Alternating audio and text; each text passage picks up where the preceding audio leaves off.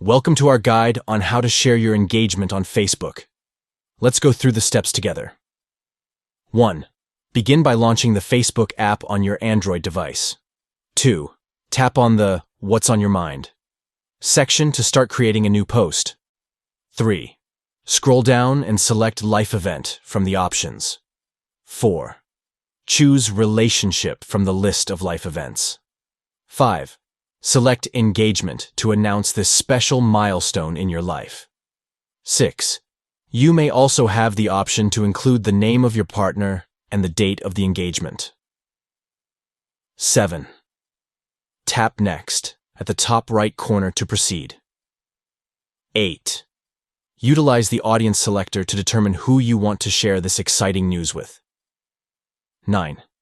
Finally, tap Post at the top right corner to share the news of your engagement with your Facebook friends and followers. By following these steps, you can celebrate and announce your engagement on Facebook, allowing your loved ones to join in your joyous moment. Thank you for watching.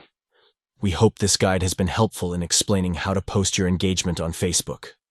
Share your happiness and excitement with your Facebook community by following these simple steps. Stay connected and share special moments with your friends and family through this feature on Facebook.